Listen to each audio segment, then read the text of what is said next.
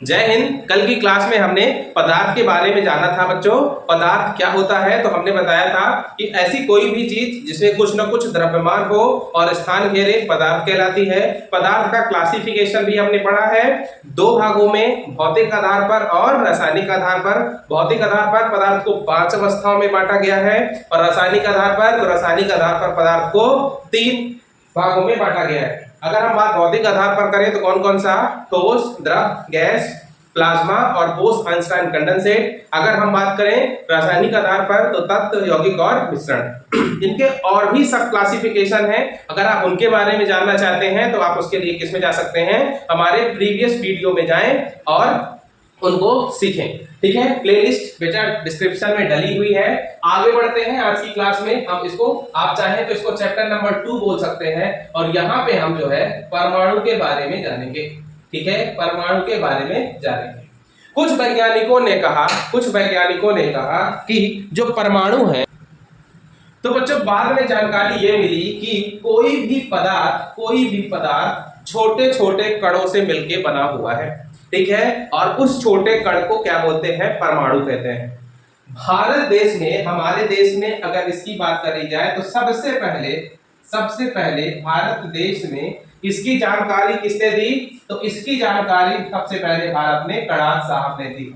और कणाद साहब ने ये बोला कि कोई भी पदार्थ छोटे छोटे कणों से मिलकर बना हुआ है। इस कण का नाम क्या है, ये सब जानकारी महर्षि कणाद साहब ने हमको नहीं दी। ठीक है, तो ये जानकारी हमको कहां से प्राप्त हुई प्यारे बच्चों? तो बाद में एक वैज्ञानिक आए जिनको परमाणु संरचना का जनक भी कहा जाता है, जॉन डाल्टन। क्या? John Dalton. डाल्टन साहब ने कहा कि कोई भी पदार्थ छोटे छोटे कणों से मिलकर बना हुआ है और उस कण को परमाणु कहते हैं। या फिर हम डेफिनेशन को थोड़ी और करेक्ट करें और कहें कि कोई भी पदार्थ छोटे छोटे परमाणुओं से मिलकर बना हुआ है। ठीक है, तो परमाणु शब्द जो है, ठीक है, ध्यान रखिएगा, परमाणु शब्द जो है सर्वप्रथम किसने दिया? डाल्टन साहब ने दिया।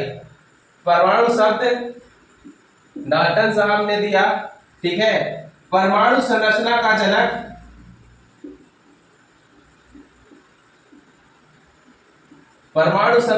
जनक कौन है? तो जॉन डाल्टन। ठीक है, जॉन डाल्टन साहब। दूसरी बात, और आगे बढ़ते हैं, इन्होंने एक स्टेटमेंट दिया, इन्होंने एक कथन कहा कि परमाणु तोड़ा नहीं जा सकता। ठीक है, इनका एक कथन था कि परमाणु को तोड़ा नहीं जा सकता। प्यारे बच्चों, ये कथन काफी समय तक चलता रहा, लोग इसको इसी तरीके से मानते रहे। लेकिन जब आधुनिक समय आया तो बाद में देखा गया कि अरे यार, ये तो पूरे तरीके से निरर्थक है, क्योंकि परमाणु को तोड़ा जा सकता है परमाणु के अंदर ही। ठीक है, परमाणु के अंदर ही। तो आधुनिक समय में परमाणु के अंदर ही अगर एक परमाणु है तो परमाणु के अंदर इलेक्ट्रॉन, प्रोटॉन, न्यूट्रॉन, मेसॉन, पाई मेसॉन इत्यादि बहुत सारी चीजें ऐसी आई जो देखने को मिली। यहां से जो डाल्टन साहब का कथन है उसको काट दिया गया और हमको ये पता चला कि परमाणु के अंदर इलेक्ट्रॉन भी है, प्रोटॉन भी है, न्यूट्रॉन भी है और मेसॉन है, पाई मेसॉन है, न्यूट्रिनो है, एंटी न्यूट्रिनो है, दुनिया भर की चीजें हैं। ठीक है, मतलब परमाणु को ब्रेक किया जा सकता है। अब आगे बढ़ते हैं। अगर परमाणु संरचना को थोड़ी और विस्तृत जाने तो जो अंदर वाला भाग है उसमें प्रोटॉन और न्यूट्रॉन होते हैं, जबकि इलेक्ट्रॉन जो है प्यारे बच्चों वो बाहर चक्कर लगाते हैं। इलेक्ट्रॉन बाहर चक्कर लगाते हैं। तो जो प्रोटॉन और न्यूट्रॉन का अंदर वाला भाग है उसको हम नाभिक कहते हैं। उसको क्या कहते हैं? नाभिक कहते हैं। ठीक है, नाभिक कहते हैं। नाभिक और परमाणु, तो नाभिक की तुलना में परमाणु लगभग 1 लाख गुना होता है। ठीक है, नाभिक की तुलना में परमाणु लगभग 1 लाख गुना होता है। ठीक है, तो परमाणु की जो त्रिज्या होगी वो नाभिक की त्रिज्या की 10⁵ टाइम्स यानी कि 1,00,000 गुना होगी। कितनी होगी प्यारे बच्चों? 1,00,000 गुना होगी।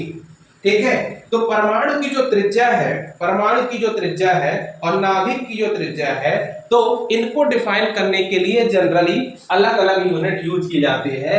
तो जो परमाणु त्रिज्या है, ठीक है, परमाणु त्रिज्या है और जो नाभिक की त्रिज्या है, ठीक है, नाभिक की त्रिज्या है, तो बच्चों परमाणु की त्रिज्या जो है एंगस्ट्रॉम से व्यक्त की जाती है, एंगस्ट्रॉम से व्यक्त की जाती है, जो कि 10⁻⁻10 एंगस्ट्रॉम के बराबर होती है।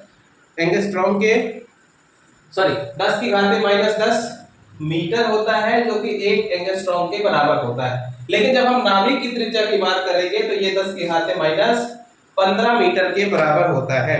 ठीक है, जो कि 1 फर्मी होता है, जो कि 1 फर्मी के बराबर होता है। अगर हम दोनों को कंपेयर करके देखें तो आप पाएंगे कि जो परमाणु है उसकी त्रिज्या नाभिक की त्रिज्या की 1,00,000 गुना है। कितनी है बच्चों? 1,00,000 गुना अधिक है।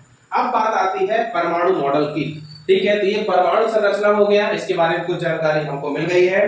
अच्छा, इसकी कुछ और खोज की जानकारी भी थोड़ी सी डिस्कस कर लेते हैं। ठीक है, न्यूट्रॉन तथा प्रोटॉन को, न्यूट्रॉन तथा प्रोटॉन को कंबाइन रूप से न्यूक्लियॉन कहते हैं, न्यूक्लियॉन कहते हैं। ठीक है, प्रोटॉन और न्यूट्रॉन को कंबाइन रूप से हम क्या कहते हैं बच्चों? न्यूक्लियॉन कहते हैं, न्यूक्लियॉन कहते हैं। अब परमाणु के कुछ मूल कणों के बारे में जान लेते हैं। परमाणु के मूल कण, तो देखो यार, जब ध्यान करो कक्षा 11 में जो बच्चे पढ़े होंगे या फिर ये जानते होंगे कि राशियां कितनी प्रकार की होती हैं, तो राशियां आपको 2 प्रकार की मिली होंगी। कौन कौन सी? मूल राशि और व्युत्पन्न राशि। ठीक है, फंडामेंटल यूनिट्स और डिराइव्ड यूनिट। तो मूल कण का मतलब ही है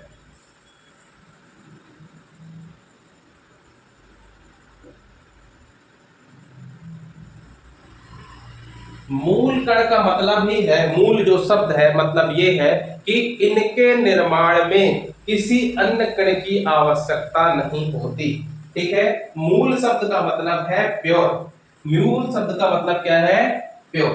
तो वैसे कण जिनके निर्माण में किसी अन्य कण की आवश्यकता नहीं होती, मूल कण कहलाता है। ठीक है, तो इसके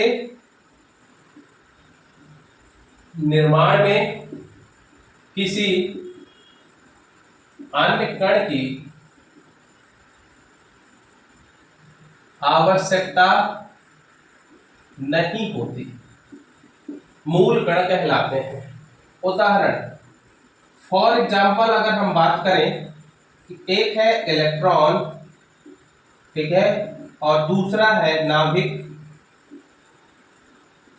तो देखो यार, इलेक्ट्रॉन के निर्माण में किसी दूसरे कण की आवश्यकता नहीं होती। ठीक है, तो इलेक्ट्रॉन मूल कण है। लेकिन जब हम नाभिक की बात करते हैं तो नाभिक को बनाने के लिए न्यूट्रॉन भी चाहिए और प्रोटॉन भी चाहिए, और इस कॉम्बिनेशन को न्यूट्रॉन और प्रोटॉन ये नाभिक के अंदर होते हैं। तो मतलब इसको बनाने के लिए न्यूट्रॉन और प्रोटॉन दोनों चाहिए, इसलिए यह बनाने के लिए दूसरी चीजों पर डिपेंडेंट है, इसीलिए यह मूल कण नहीं है। क्या नहीं है? ये मूल कण नहीं। अब नाभिक की खोज किसने की थी? तो नाभिक की खोज की थी रदरफोर्ड। ठीक है, रदरफोर्ड ने नाभिक की खोज की थी। ठीक है, नाभिक की खोज रदरफोर्ड ने की थी। आगे बढ़ते हैं। अब ये जो मूल कण है बच्चों, ये 2 प्रकार के होते हैं। एक होते हैं स्थायी मूल कण, स्थायी मूल कण, और दूसरे क्या होते हैं? अस्थायी। यदि हम बात करें स्थायी मूल कण की, तो स्थायी मूल कण की तो यह अनिवार्य रूप से उपस्थित, यह अनिवार्य रूप से उपस्थित होते हैं। तो समझिए स्थायी मूल कण वो कण होते हैं जो अनिवार्य रूप से उपस्थित होते हैं, जैसे कि उदाहरण इलेक्ट्रॉन, प्रोटॉन और न्यूट्रॉन। तो भैया किसी भी परमाणु का निर्माण होना है तो उसमें इलेक्ट्रॉन, प्रोटॉन, न्यूट्रॉन जरूर उपस्थित होंगे। अस्थायी का मतलब है जो अनिवार्य रूप से उपस्थित नहीं होते हैं, ठीक है, नहीं होते हैं। और जब अनिवार्य रूप से उपस्थित नहीं होते हैं तो उदाहरण मेसॉन, पाइमेसॉन इत्यादि, ठीक है, इत्यादि। तो ये क्या हो जाएंगे बच्चों? तो ये हो जाएंगे अस्थायी मूल कण। अब एक और आता है, कभी कभी पूछ लेता है कि प्रतिकण क्या है, ठीक है, प्रतिकण क्या है? तो दो स्वभाव में बिल्कुल विपरीत कणों को प्रतिकण कहते हैं। दो स्वभाव में बिल्कुल विपरीत कणों को प्रतिकण कहते हैं, ठीक है।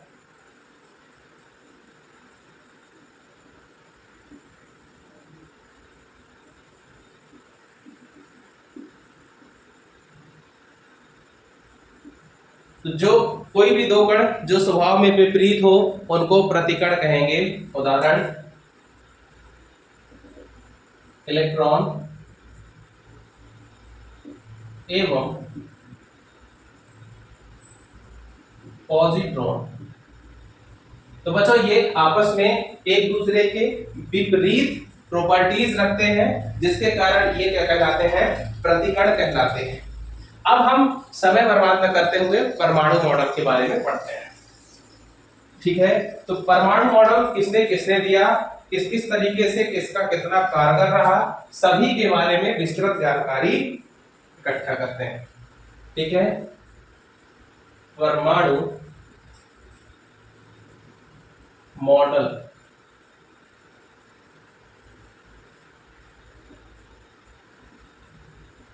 अब अगर हम परमाणु मॉडल्स की बात करेंगे तो सबसे पहले मॉडल दिया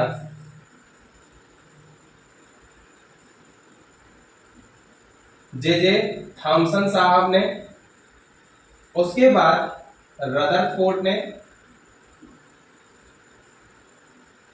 उसके बाद मैक्सवेल,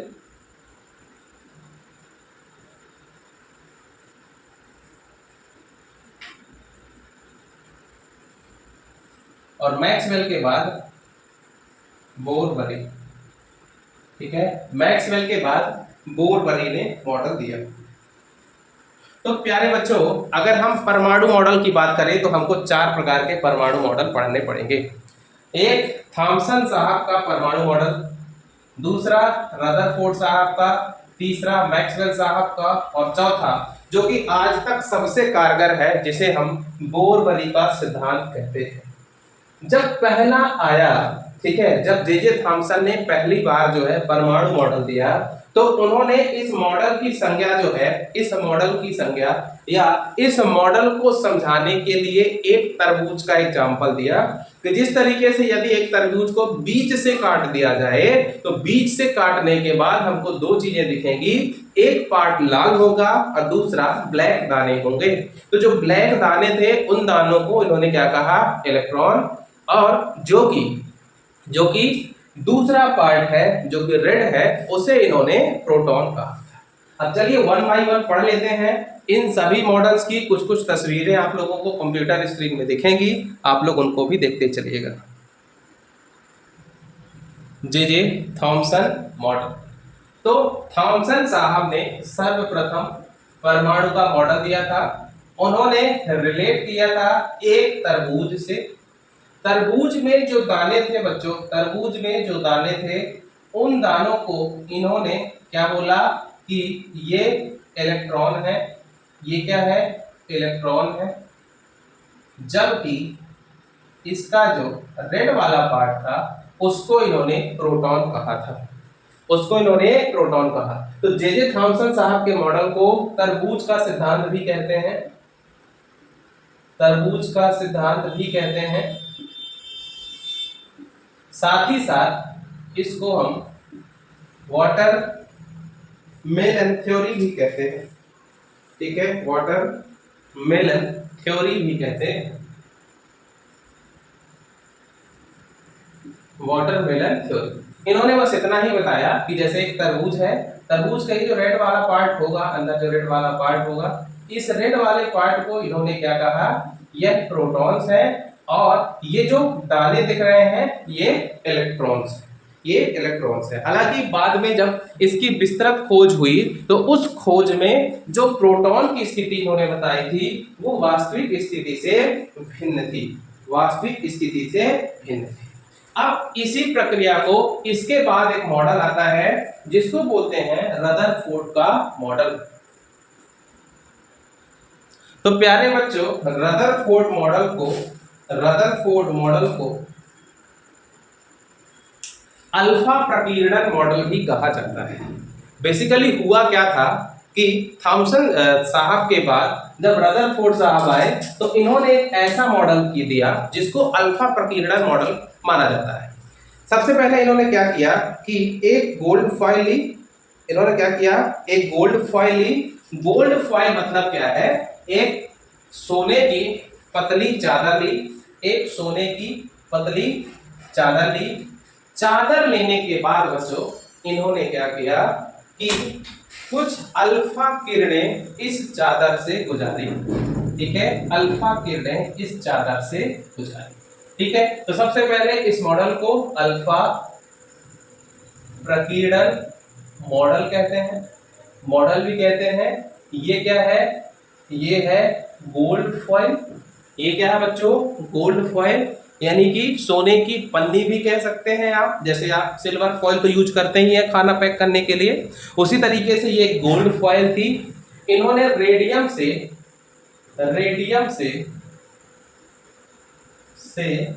अल्फा किरणें निकाली, इन्होंने रेडियम से अल्फा किरणें निकाली। अल्फा किरणें निकालने के बाद इस गोल्ड फॉइल से गुजारी। जब इस गोल्ड फॉइल से इन अल्फा किरणों को गुजारा गया तो बच्चों हमको बहुत सारे रिजल्ट मिले, ठीक है। ये देखा गया कि जितनी भी किरणें गुजारी गई हैं लगभग उसमें से 80% किरणें तो सीधे उस तरफ चली जा रही हैं, दूसरे साइड चली जा रही हैं।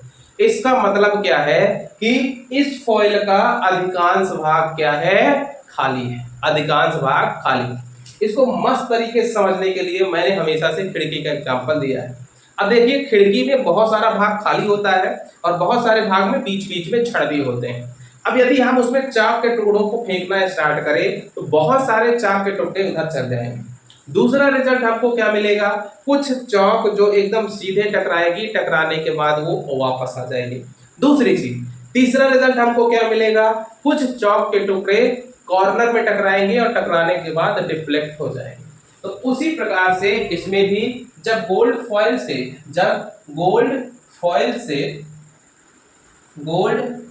से अल्फा किरणों को गुजारा गया तो बहुत सारी अल्फा किरणें पार कर गईं। इससे क्या साबित होता है कि फॉइल का अधिकांश भाग खाली है। उसके बाद ये भी देखा गया कि कुछ इससे टकराने के बाद वापस आ गई, टकराने के बाद वापस भी आ गई। अब टकराने के बाद यदि वापस आती हैं इसका मतलब क्या है प्यारे बच्चों, कि कुछ तो है जिससे ये टकरा रही हैं, ठीक है। और ये सारी चीजें कहां से टकरा रही हैं, सेंटर से। तो बाद में पता चला कि इसके सेंटर में कुछ ऐसा है जो ठोस है, उसको बाद में नाभिक कहा गया, और कुछ इसी से टकरा के जो कॉर्नर से टकराती है और टकराने के बाद डिफ्लेक्ट हो जाती है, ठीक है। यहाँ पास आप लोगों को स्क्रीन में एक बढ़िया सा इसका डायग्राम और भी दिखेगा, ठीक है, जिससे आप समझ पाएंगे।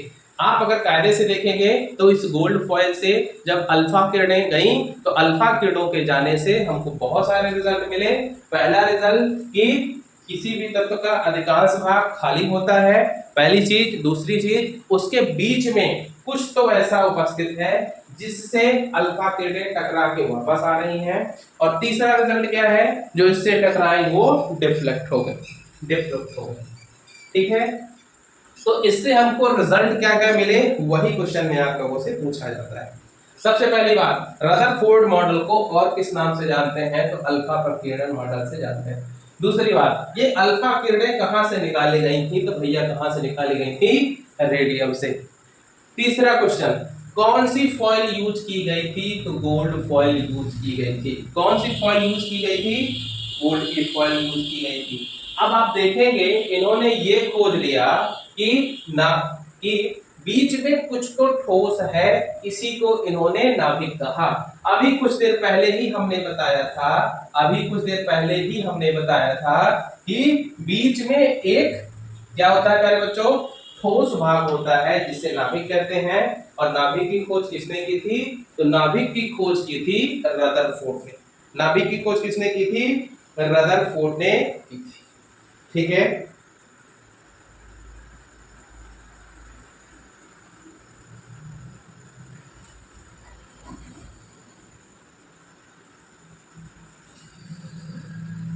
और रदरफोर्ड ने अंतिम रिजल्ट यही दिया था कि परमाणु जो है कि नाभिक में प्रोटॉन रहता है जबकि इलेक्ट्रॉन बाहर चक्कर लगाता है। ठीक है, तो रदरफोर्ड का मॉडल आपको समझ में आ गया होगा, इसके रिजल्ट आप लोगों को समझ में आ गए होंगे। अब हम अगला मॉडल लेते हैं। अब जब बारी आती है मैक्सवेल साहब की, तो इन्होंने सबसे पहले तो रदरफोर्ड के मॉडल को अस्थायी बता दिया। देखो इनमें बड़ी होड़ मची रहती है कि किसी विपक्षी साइंटिस्ट ने या किसी दूसरे साइंटिस्ट ने कुछ खोज करी है तो हम उसको किस तरीके से गलत साबित कर दें। ये हमारे लिए अच्छा भी है कि अगर गलत साबित करते रहेंगे तो हम बेहतर निष्कर्ष पे पहुंचेंगे। तो इन भाई साहब ने बताया कि जैसे खोज हो चुका है कि प्रोटॉन और न्यूट्रॉन तो बीच में रहते हैं, जबकि इलेक्ट्रॉन क्या करता है, इलेक्ट्रॉन बाहर चक्कर लगाता रहता है। तो जब इलेक्ट्रॉन वृत्तीय कक्षा पे चक्कर लगाता है तो यह ऊर्जा उत्सर्जित करता है, यह ऊर्जा उत्सर्जित करता है। और फिर उन्होंने ये कहा कि यह चक्कर लगाता रहेगा, ऊर्जा का उत्सर्जन होता रहेगा, एक समय बाद इसकी ऊर्जा खत्म हो जाएगी और ऊर्जा खत्म होने के बाद यह नाभिक में गिर जाएगा और परमाणु का अस्तित्व खत्म हो जाएगा। यह नाभिक में गिर जाएगा और परमाणु का अस्तित्व खत्म हो जाएगा। ठीक है, इन्होंने विद्युत चुंबकीय सिद्धांत का प्रतिपादन किया था। तो इनका सिद्धांत कैसा था, तो इनका सिद्धांत था विद्युत चुंबकीय। इनका सिद्धांत कैसा था, तो इनका विद्युत चुंबकीय सिद्धांत था। ठीक है, अब बच्चों लास्ट सिद्धांत पढ़ते हैं, फिर उन सभी को समराइज करेंगे। अब लास्ट सिद्धांत कौन सा है, तो अब लास्ट सिद्धांत आता है बोरबरी साहब का, जिन्होंने इन चीजों को और बेहतर तरीके से बताया। तो प्यारे बच्चों, अभी तक हमने जितने भी मॉडल पढ़े हैं उनमें से ये एक सिद्धांत है जिसको मान्यता प्राप्त है, जिसे बोरबरी का सिद्धांत कहते हैं। इसकी खोज जो है नील्स बोर ने की थी। और इन्होंने ये भी बताया था कि जब कोई भी इलेक्ट्रॉन, ठीक है, कोई भी इलेक्ट्रॉन नाभिक का चक्कर लगाता है, तो बाहरी कक्षा में जब चक्कर लगाता है तो वह ऊर्जा का उत्सर्जन नहीं करता है। अर्थात यदि ऊर्जा उत्सर्जित नहीं करता है, इसका मतलब ये है कि उसकी ऊर्जा में कोई कमी नहीं होगी, और जब उसकी ऊर्जा में कमी नहीं होगी परिणाम स्वरूप वह नाभिक में भी नहीं गिरेगा और परमाणु का अस्तित्व समाप्त भी नहीं होगा। इन्होंने बताया कि यदि ये नाभिक है और इस नाभिक में एक इलेक्ट्रॉन यहां चक्कर लगा रहा है और एक इलेक्ट्रॉन यहां का चक्कर लगा रहा है, तो जो इलेक्ट्रॉन अंदर की कक्षा में होगा उसकी ऊर्जा बाहर की तुलना में कम होगी, उसकी ऊर्जा बाहर की तुलना में कम होगी। मतलब यदि इस इलेक्ट्रॉन को बाहर की कक्षा में जाना है तो वह इस इलेक्ट्रॉन को अगर बाहर की कक्षा में जाना है तो वह बाहर से ऊर्जा को प्राप्त करेगा और ऊर्जा को प्राप्त करने के बाद बाहरी कक्षा में चला जाएगा। इसी का रिवर्स अगर इसको यहां से यहां आना है तो यह ऊर्जा को लूज करेगा और यहां आ जाएगा। मतलब इन्होंने पूरे तरीके से जो है मैक्सवेल के सिद्धांत को खत्म किया और कहा कि ऐसा नहीं है कि इलेक्ट्रॉन्स जो घूम रहे हैं उनकी ऊर्जा कमेगी और परिणाम स्वरूप परमाणु का अस्तित्व समाप्त हो जाएगा। ठीक है, इन्होंने ये भी कहा कि एक बहुत महत्वपूर्ण चीज है, किस कक्षा में कितने इलेक्ट्रॉन हो गए ये हम 2n² फॉर्मूले से पता लगा सकते हैं। यदि हम पहली कक्षा की बात करें बच्चों, यदि हम फर्स्ट कक्षा की बात करें तो 2n², n इक्वल टू कितना लेंगे, n इक्वल टू 1 लेंगे तो रूल क्या होता है 2 इंटू 1 का स्क्वायर यानी कि 2। तो देखो पहली कक्षा में कितने हैं 2 इलेक्ट्रॉन। इसी तरीके से यदि हम सेकंड कक्षा की बात करें तो सेकंड कक्षा में क्या होगा बच्चों 2 इंटू 2 का स्क्वायर। क्यों, क्योंकि n बराबर क्या हो जाएगा यहाँ पे 2 हो जाएगा। तो 2 इंटू 2 का स्क्वायर यानी कि 2 दूना 4 दूनी 8। तो दूसरी कक्षा में कितने होंगे देखो 1 2 3 4 5 6 7 और 8। इनकी कोई फिक्स जगह नहीं है, ये एक साथ भी बन सकते हैं, अलग अलग जगह भी बन सकते हैं। ठीक है, वो आपकी स्वेच्छा है, आप जैसा बनाना चाहें वैसा बनाएं। ठीक है, तो आज की क्लास में आई होप आप लोगों को मजा आया होगा। आज की क्लास में हमने सबसे पहले परमाणु संरचना के बारे में पढ़ा। परमाणु की संरचना ऐसी है बच्चों की केंद्र में नाभिक होता है, नाभिक में प्रोटॉन और न्यूट्रॉन होते हैं और इलेक्ट्रॉन बाहर चक्कर लगाता है। सबसे पहले परमाणु के बारे में जानकारी भारत में बोले तो कड़ाल साहब ने दी, और यदि हम बात करें उसके बाद विस्तृत जानकारी डाल्टन साहब ने दी।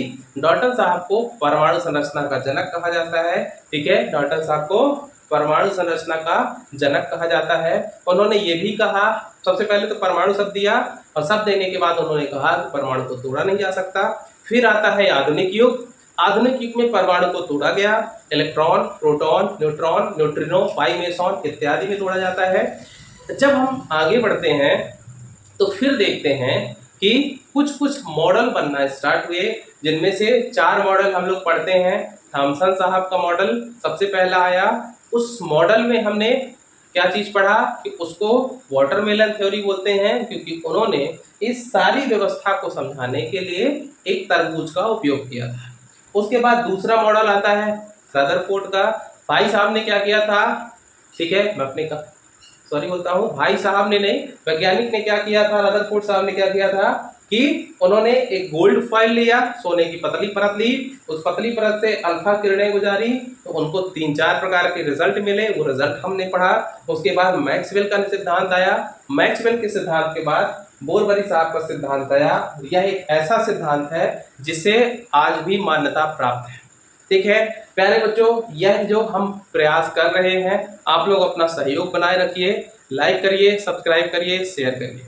ये पूरा फाउंडेशन कोर्स है और यह आपके एसएससी, आरआरबी, व्यापम, ठीक है, जिसको आजकल ईएसबी बोला जाता है, लगभग सभी एग्जाम के लिए कारगर होगा।